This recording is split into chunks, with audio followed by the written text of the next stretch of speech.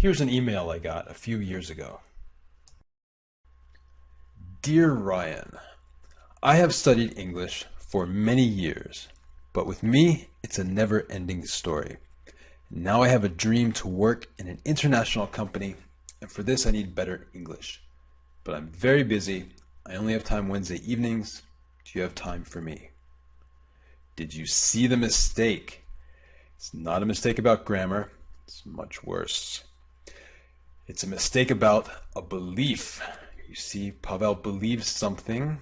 It's a belief he learned in school, and it's not true. I'll tell you what it is, and I'll show you the data that proves it's wrong. But first, I want to tell you the story of someone who has the correct belief. This is Steve Kaufman. Steve's parents were born in Czechoslovakia. He grew up in Canada. And Steve's hobby is learning languages.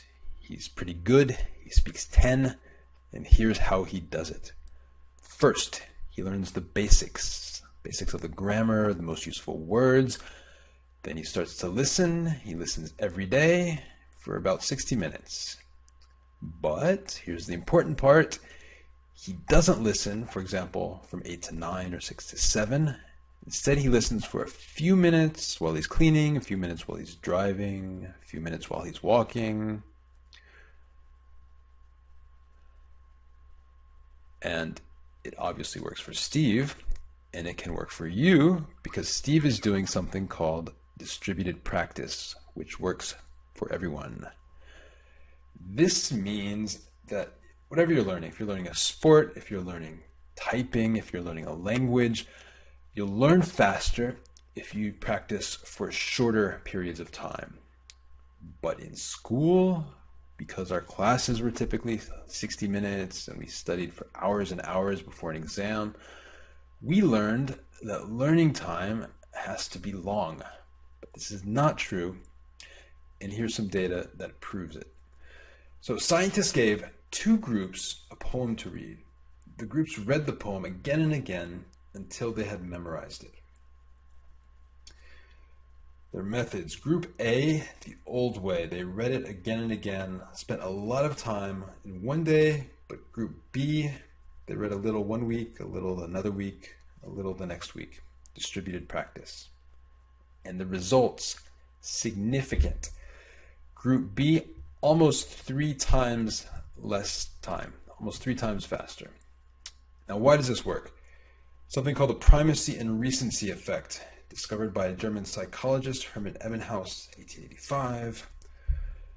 And he found out when you study a list of words, you remember words at the beginning of the list and at the end of the list better than words in the middle. You see there are 2 peaks there, beginning and the end. In other words, your memory is stronger at the beginning and at the end of a study session. And the practical application for this is, so let's say you have one study session for 60 minutes, you get 2 peaks, but if you split it into 3, you get 6 peaks.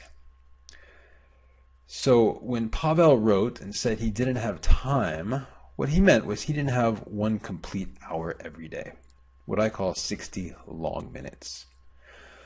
But he probably had a few minutes here and a few minutes there. That's what I recommended for him. That's what I recommend for you. What I call the 60 small minutes routine.